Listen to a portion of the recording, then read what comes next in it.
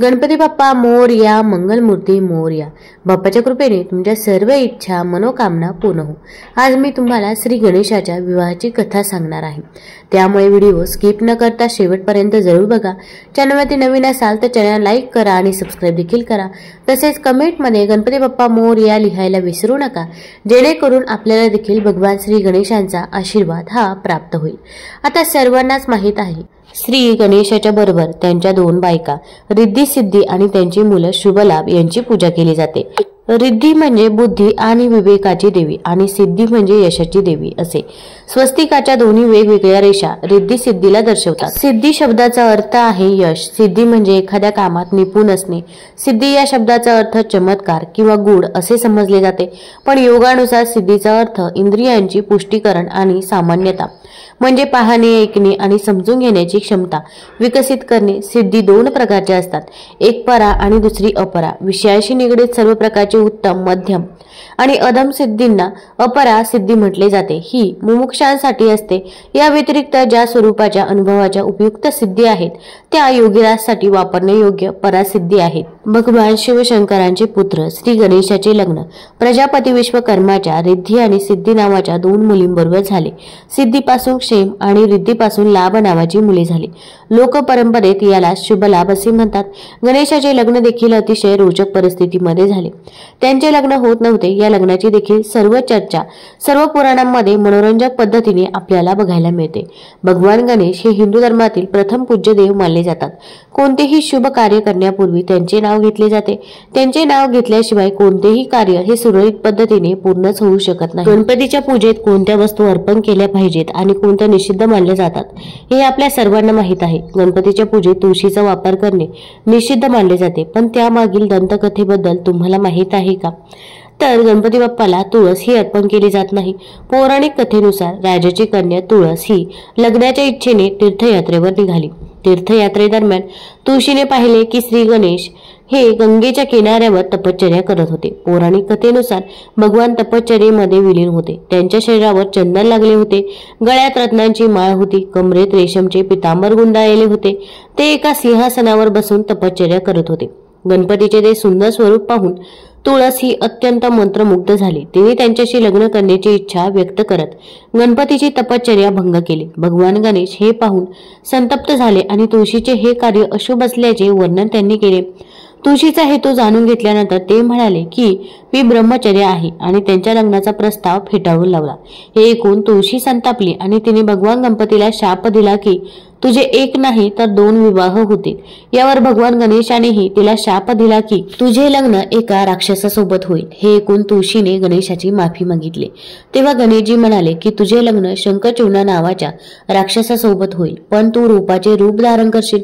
ते म्हणाले की कलयुगात तुळशी जीवन आणि मोक्ष देणारी असेल, पण तुझा वापर माझ्या पूजेत करणे निषिद्ध असेल. त्यामुळे गणपतीच्या पूजेत तुळशीचा वापर केला जात नाही. तुळस वनस्पती हिंदू धर्मात सर्वात पवित्र वनस्पती मानली जाते. पूजेच्या साहित्यामध्ये देखील तुळशीचा वापर हा होत असतो. तुळस ही भगवान विष्णूंची आवडती आहे. तुळशीशिवाय भगवान विष्णूंची पूजा ही पूर्ण होत नाही. आपण जेव्हा नैवेद्य अर्पण करत असतो तेव्हा भगवान विष्णूंना आपण तुळस ही अर्पण करतो, तेव्हाच तो नैवेद्य पूर्ण मानला जातो. आणखी एका आख्यायिकेनुसार भगवान गणेशाच्या शरीराच्या रचनेमुळे कोणीही त्यांच्यासोबत लग्न करू इच्छित नव्हते. यामुळे त्रासून त्यांनी ब्रह्मचर्य पाळण्यास सुरुवात केली. यासोबतच त्यांनी इतर कोणाचेही लग्न होऊ दिले नाही. कोणाचे लग्न असले की त्यात ते विघ्न निर्माण करायचे. त्यांचे वाहन मूषक यांनीही त्यांना त्यांच्या कामात साथ दिली होती. त्यांच्या या सवयीमुळे देवी देवता खूप अस्वस्थ होऊ लागले, खूप नाराज होऊ लागले. एके दिवशी ते या समस्येबद्दल ब्रह्माजींकडे गेले. देवी देवतांच्या समस्या ऐकून भगवान ब्रह्मदेवाने आपल्या दोन मानस मुलींना भगवान गणेशाकडे शिक्षणासाठी पाठवले. भगवान गणेशाने ब्रह्मदेवाच्या आज्ञेचे पालन केले आणि त्यांच्या दोन्ही पण मुलींना शिकवायला त्यांनी सुरुवात केली. दरम्यान कोणत्याही लग्नाची बातमी आली की रिद्धी सिद्धी भगवान गणेश आणि मूषकराज या दोघांचे लक्ष वळवायचे. त्यामुळे हळूहळू लग्न होऊ लागले. पण ही गोष्ट गणपतीपासून फार काळ लपून राहू शकली नाही. रिद्धी सिद्धीच्या या कार्याची माहिती मिळताच ते प्रचंड संतापले. ते रिद्धी सिद्धीला शाप देणार होतेच तेव्हा ब्रह्माजी तेथे पोहोचले आणि त्यांनी भगवान गणेशाला रिद्धी सिद्धीशी लग्न करण्याचे सुचवले। ब्रह्माजींच्या सूचनेनुसार भगवान गणेशाने रिद्धी सिद्धी सोबत विवाह केला आणि अशा प्रकारे त्यांचे दोनदा लग्न झाले। एका आख्यायिकेनुसार प्राचीन काळात अन्लासूर नावाचा एक राक्षस होता। त्यामुळे स्वर्ग आणि पृथ्वीवरील सर्व लोक त्रस्त झाले होते। तो इतका भयंकर होता की ऋषी मुनींसह सामान्य लोकांनाही जिवंत गिळायचा। या असुरामुळे त्रस्त होऊन देवराज इंद्रासह सर्व देवी देवता आणि ऋषी मुनींसोबत महादेवाकडे प्रार्थना करण्यासाठी पोहोचले। त्या सर्वांनी महादेवाकडे प्रार्थना केली की त्यांनी या राक्षसाचा वध करावा। तेव्हा महादेवाने सर्व देवी देवता आणि ऋषी मुनींची प्रार्थना ऐकून त्यांनी सांगितलं की अन्लासूरचा अंत फक्त गणपतीच करू शकतात। कथेनुसार जेव्हा गणेशाने अन्लासूरला गिळंकृत केलं तेव्हा त्यांच्या पोटात जळजळ होऊ लागली। अनेक प्रकारचे उपाय करण्यात आले पण गणेशजींच्या पोटातील जळ शांतच होत नव्हती। तेव्हा कश्यप ऋषी यांनी एक युक्ती सुचवली। त्यांनी दुर्वाच्या 21 गाठी बांधल्या आणि श्री गणेशाला खायला दिल्या। जेव्हा गणेशजी यांनी दुर्वा खाल्ली तेव्हा त्यांच्या पोटातील जळजळ शांत झाली। तेव्हा भगवान श्री गणेशाला दुर्वा अर्पित करण्याची परंपरा सुरू झाली।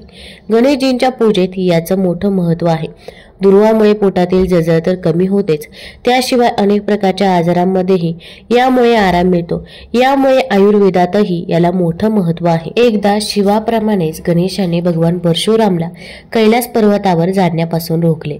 त्यावेळी परशुराम कार्तवीर्य अर्जुनाचे वध करून कैलासावर शिवदर्शनाच्या इच्छेने गेले असे। ते शिवाचे अनन्य भक्त होते। गणेशाने रोखल्यावर ते गणेशासोबत युद्ध करू लागले। गणेशाने त्यांना धूळ चाटवली। तेव्हा परशुरामने शिवाने दिलेल्या परशुचा वापर गणेशावर केला, ज्यामुळे गणेशाचा डावा दात तुटला। तेव्हापासून ते एकदंत म्हणवले जातात। भगवान विष्णूंचे लग्न देवी लक्ष्मी सोबत करण्याचे उजिले। सर्व देवांना आमंत्रण मिळाले पण गणेशाला दिलं नाही। भगवान विष्णूंच्या मिरवणुकीच्या वेळी सर्व देव आपापसात चर्चा करू लागले की गणेश नाही। मग सर्वांनी विष्णूंना विचारले तर त्यांनी म्हटलं की आम्ही गणेशाच्या वडिलांना म्हणजेच महादेवांना आमंत्रण दिलं आहे। जर गणेशाला वडिलांसोबत यायचं असेल तर ते आले असते।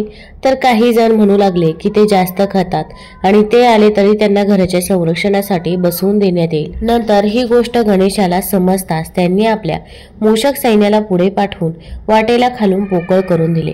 वराड तेथून निघाल्यावर रथांची चाकं जमिनीत रुतली। बऱ्याच वेळा प्रयत्न केल्यावर देखील चाक नाहीच निघाले। सर्वांनी आपापल्या परीने प्रयत्न केले तरीही निघाले नाही। बऱ्याच जागी तोंड तुटायला लागले। कोणालाही काही सुचत नव्हते की आता काय करावं। तेव्हा नारदजींनी सांगितले की आपण गणेशाचे अवमान करून चांगलं केलं नाही। जर आपण त्यांना मान देऊन आमंत्रित कराल तरच आपले कार्य सिद्ध होऊ शकेल आणि हे संकट देखील टळेल। मग शंकराने आपल्या सेवक नंदीला पाठवले आणि ते गणेशाला घेऊन आले। गणेशाची आदराने पूजा करताच रथाची चाके निघाली। देवी पार्वतीला सर्व देवांनी अमृतापासून तयार केलेले एक दिव्य मोदक दिले। मोदक बघून दोन्ही मुले कार्तिकेय आणि गणेश आईकडून मागू लागले। तेव्हा आईने मोदकाच्या महत्त्वाचे वर्णन करून म्हटले की आपल्या दोघांमधून धर्माच्या दृष्टीने श्रेष्ठ होऊन सर्व तीर्थक्षेत्रांना प्रथम जो भेट देईल त्यालाच हे मोदक मिळेल। आईची गोष्ट ऐकून कार्तिकेय तर आपल्या मोरावर बसून एक चांगले मुहूर्त बघून सर्व तीर्थक्षेत्रांना भेट देऊन आले।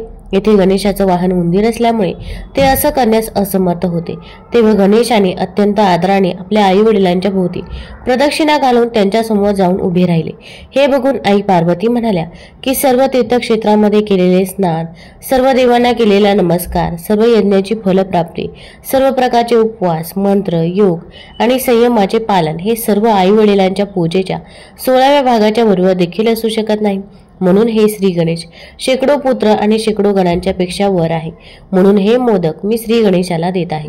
आई वडिलांच्या भक्तीमुळे प्रत्येक यज्ञात सर्वात आधी गणेशाची पूजा केली जाते। हे पद्मपुराणामध्ये देखील सांगितलं आहे। तुम्हाला जर या कथा आवडल्या असतील तर चॅनल लाईक करा, सबस्क्राईब करा आणि आपल्या मित्रपरिवारासोबत जरूर शेअर करा। धन्यवाद।